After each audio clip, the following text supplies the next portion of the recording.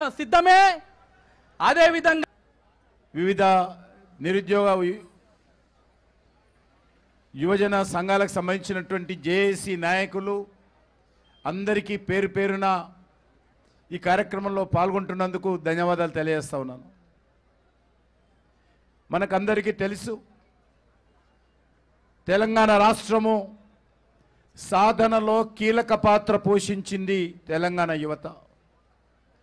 తెలంగాణ రాష్ట్ర సాధనలో ఎన్నో బలిదానాలు చేసింది తెలంగాణ యువత. తెలంగాణ రాష్ట్ర సాధనలో ఎన్నో త్యాగాలు చేసింది తెలంగాణ యువత. అనేక మంది తల్లిదండ్రులు తెలంగాణ రాష్ట్ర సాధనలో మరి ఆత్మ బలిదానం చేసుకుంటే ఆ తల్లిదండ్రులు అన్నారు చాలామంది, నా కొడుకు పైన నా బిడ్డ పైన తెలంగాణ బిడ్డల కన్నా తెలంగాణ రాష్ట్రం వచ్చిన తర్వాత మేలు జరుగుతుంది అనేటువంటి మాటలు అనేక మంది మాట్లాడేవారు. అనేక మంది కాలిన గాయాలతో తెలంగాణ ఉద్యమ సమయంలో ఆసుపత్రులలో చావు బతుకుల్లో ఉన్నప్పుడు మేము ఆ తెలంగాణ యువత దగ్గరికి వెళ్తే మేము కన్ననీళ్లు పెట్టుకుంటుంటే చావు బతుకుల్లో ఉన్నటువంటి ఆ యొక్క నిరుద్యోగ యువత, ఆ యొక్క తెలంగాణ ఆందోళనకారుడు, అన్నా నేను చస్తున్నాను, నువ్వు కన్ననీళ్లు పెట్టుకోకూడదు, నేను చనిపోయినా కూడా తెలంగాణ వస్తే నా తెలంగాణలో ఉన్నటువంటి లక్షలాది మంది యువతకు లాభం జరుగుతుందన్నా, కాబట్టి కళ్ళనీళ్లు పెట్టొద్దన్నా అనేటువంటి మాటలు ఇప్పటికీ మన కళ్ళల్లో తిరుగుతున్నటువంటి విషయాలు మనం చూస్తూ ఉన్నాం. లక్షలాది మంది యువకులు విద్యా సంస్థలను వదిలేశారు, చదువును వదిలేశారు, తల్లిదండ్రులను వదిలేశారు. తెలంగాణ రాష్ట్ర సాధనలో ఆ రోజు పోరాటాలు చేశారు. సుమారు 1500 మంది ఆ రోజు తెలంగాణ బిడ్డలు ఏ రకంగా ఆత్మ బలిదానం చేసుకున్నారో మనకు తెలుసు.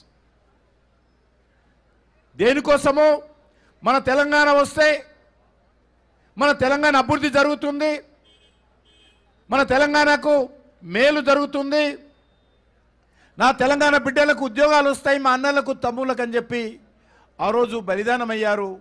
వారు బలిదానం అయ్యే కాదు, ఈ తెలంగాణ సమాజం అంతా కూడా సకల జనుల సమ్మెతో ఆ రోజు పోరాటం చేశారు. చివరకు గల్లీ నుంచి ఢిల్లీ వరకు భారతీయ జనతా పార్టీ కూడా నిరంతరమైనటువంటి పోరాటం చేసి తెలంగాణ సాధనలో కీలక పాత్ర పోషించింది. ఉస్మానియా యూనివర్సిటీలో ఆ రోజు విద్యార్థులు ఆందోళన చేస్తూ ఉంటే పోలీసులు తుపాకులు ఎక్కుపెట్టినా, లాఠీలు జులిపించినా, మరి బూట్లతో ఉద్యమకారులను తొక్కినా ఆ తెలంగాణ విద్యార్థుల గుండె చప్పుడు పార్లమెంటులో వినిపించిన ఘనత భారతీయ జనతా పార్టీది, సుష్మా స్వరాజ్ గారిదని సందర్భంగా మనం చేస్తున్నాం.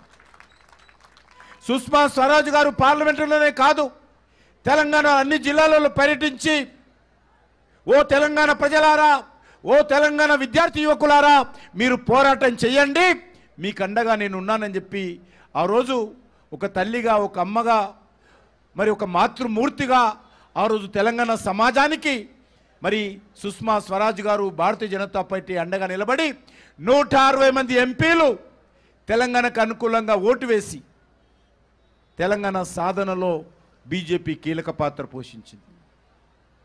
కానీ దురదృష్టవశాత్తు తెలంగాణ వచ్చిన తర్వాత మరి ఈ రాష్ట్రంలో అధికారం నిలగబెట్టినటువంటి కేసీఆర్ కానీ, కేసీఆర్ కుటుంబం కానీ, టీఆర్ఎస్ పార్టీ కానీ, ఆ తర్వాత బీఆర్ఎస్ పార్టీ కానీ తెలంగాణ యువతకు వెన్నుపోటు పొడిచింది, తెలంగాణ యువతకు అన్యాయం చేసింది, తెలంగాణ యువతను మోసం చేసింది, తెలంగాణ యువతకు అన్యాయం చేయడం జరిగింది. దురదృష్టం ఏంటంటే ఒక లెక్చరర్ పోస్టు భర్తీ చేయలే, ఒక టీచర్ పోస్టు భర్తీ చేయలే. ఆ రోజు తెలంగాణ యువతను అనేక రకాలుగా వేధించి అవమానాలకు గురి చేయడం జరిగింది.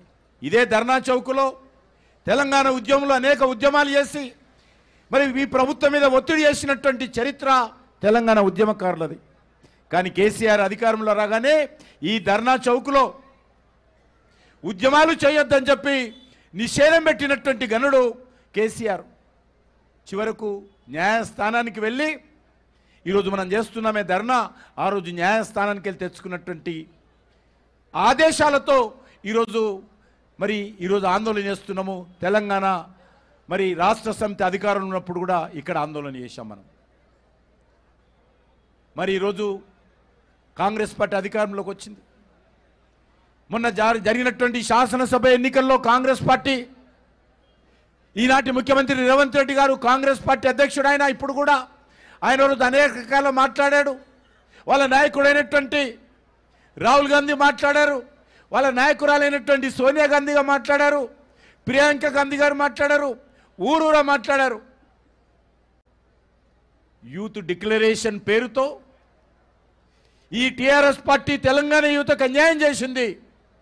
మా పార్టీ అధికారంలోకి వస్తే, కాంగ్రెస్ పార్టీ అధికారంలోకి వస్తే మేము న్యాయం చేస్తామని అనేక రకాల హామీలు ఇవ్వడం జరిగింది. కానీ ఈరోజు పరిస్థితి ఏంది? ఏరు దాటేంత వరకు ఓడమల్లన్నా, ఏరు దాటినాక బోడిమల్లన్న విధంగా ఈరోజు వ్యవహారం చేస్తూ ఉన్నారు రేవంత్ రెడ్డి గారు.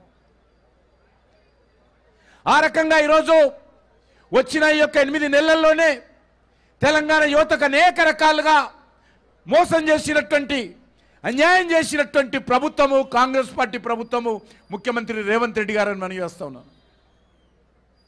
మాట్లాడమే కాదు, అవమానం చేసే విధంగా ఏ విద్యార్థులైతే, యువకులైతే తెలంగాణ కోసం బలిదానం చేసి ఆనాటి ప్రభుత్వాన్ని మెడలు వంచి తెలంగాణ తెచ్చుకున్నారో ఈరోజు వాళ్ళందరినీ కూడా